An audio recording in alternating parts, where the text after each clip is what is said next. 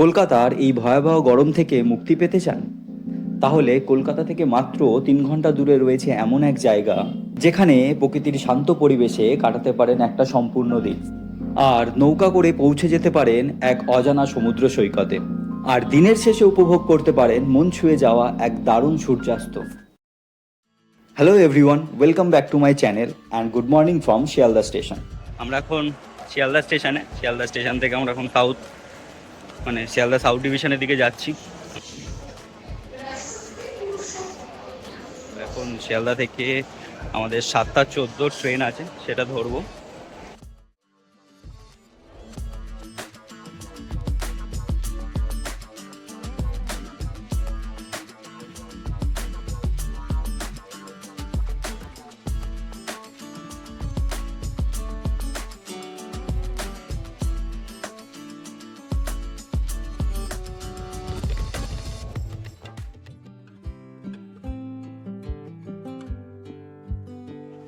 Hello everyone, good morning.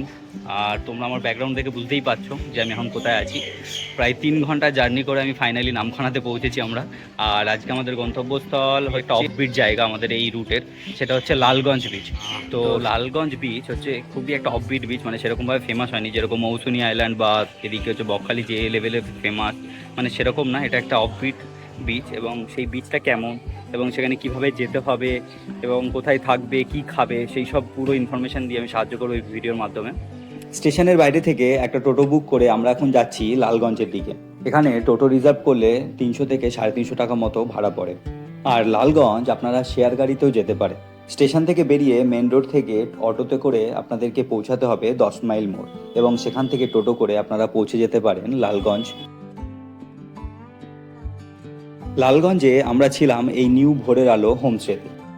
এই হোমস্টেতে থাকা খাওয়া আর একটি কমপ্লিমেন্টারি বোট রাইড দিয়ে ভাড়া হলো পার ডে পার হেড মাত্র 1000 টাকা। এই হলো আমাদের হোমস্টে। আর এই রাস্তা থেকে ওপরে উঠলেই দেখা যাবে হচ্ছে সমুদ্র, মানে একদম সামনেই সমুদ্র, হোমস্টের পাশেই।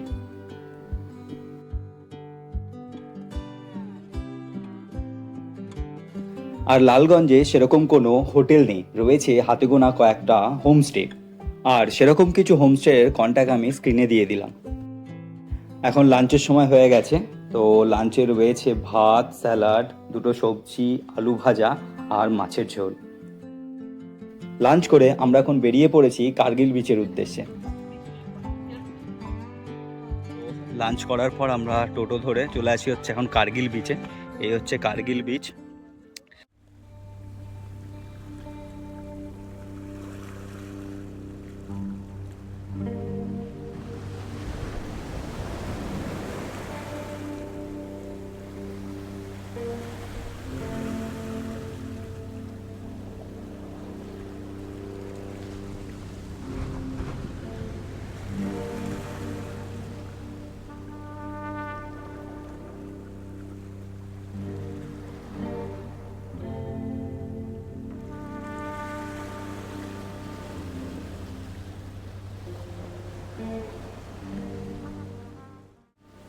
আর বিশ্বাস করুন, কার্গিল বিচের এই সূর্যাস্ত এক কথায় অসাধারণ।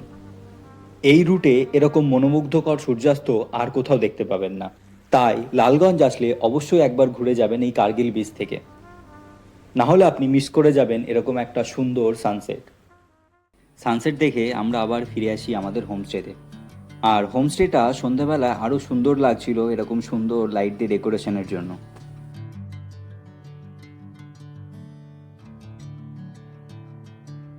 আর হোমস্টেতে ফিরে দেখি আমাদের জন্য রেডি আছে চা আর এরকম ঠোঙায় করে মুড়ি আর veg pakora.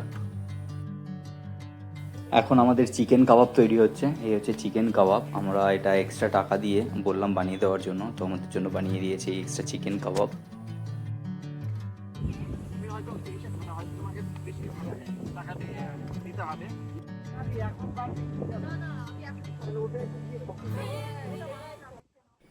Good morning from Lalganj.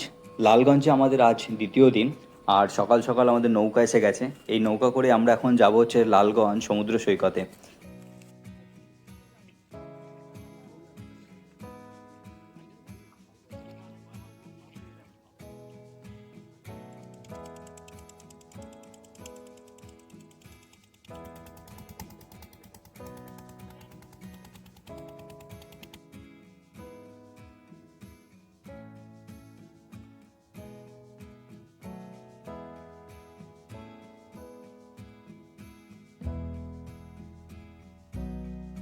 আমরা এখন ফাইনালি পৌঁছে গেছি।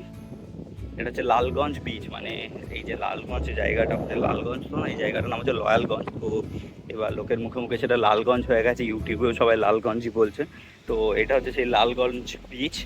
আর এই বিচে একমাত্র জোয়ার থাকলে, মানে যদি এখানে জোয়ার থাকে তাহলেই আসা যাবে, না হলে আসা যায় না। তাই এটা হচ্ছে সকালবেলাতেই আসতে হবে, এবং যারা দিনের দিন আসতে চান তারা একটু সকাল সকাল আসতে হবে, না হলে পরের দিন প্ল্যান করতে হবে। এই নৌকাটাতে করে এসছি এখন। আর এই হচ্ছে পুরো বিচ টাইপ আছে, একটা ফরেস্ট মতো আছে এরকম, দারুণ। মানে একটা বেশ রিমোট আইল্যান্ডের মতো একটা জায়গা।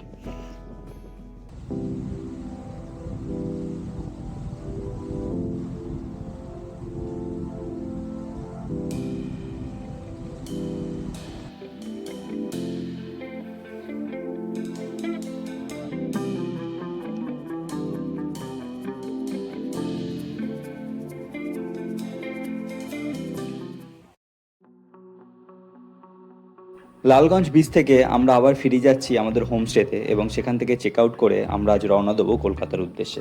আর এখানেই শেষ হলো আমাদের লালগঞ্জ ভ্রমণের ভিডিও। খুব শীঘ্রই দেখা হচ্ছে আরও একটা নতুন ভিডিওতে। আর এরকম আরও ভিডিও দেখার জন্য please do like, share and subscribe my channel.